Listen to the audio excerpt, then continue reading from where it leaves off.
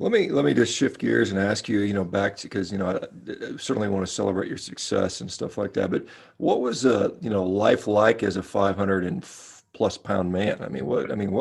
How is it to mentally, physically, what kind of things did you struggle with? I mean, most of us are never going to experience it. There's very few people on the planet that have lived in that sort of physique. Although it's more common than it used to be, it's still an extreme rarity. What was life like for you at that weight and that size? Well, I was fortunate, Dr. Baker, to have a background and a history in powerlifting. I was very strong. Legs were strong. Back was strong. I had good musculature underneath all of that. So I was still able to be very mobile. Um, I coached football. I'd get out there and run with the guys, very short distance, but I was still mobile enough to do that. Um, I could still do one or two push-ups, even at over 500 pounds, mostly because my belly took up so much weight. I only had to move this far, before I hit the ground and came back up. But I was still able to do that. The biggest challenge was knowing how people in general viewed someone who was my size.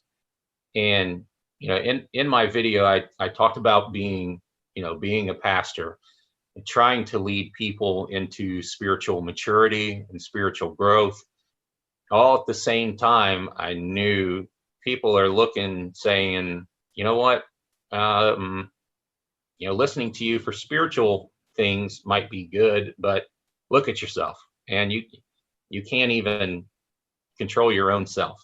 And in the Bible, when it talks about being a pastor, being a leader, one of the things that it says is that the pastor must be able to control his household well. And that always bothered me because it was like I couldn't control my physical house, my temple. And so that always weighed heavy on my mind, no pun intended, because it was like, okay, well, if I can't present physical well-being, how is it that anyone will listen to me in spiritual well-being? And so to me, that was the biggest struggle, was how other people viewed someone my size.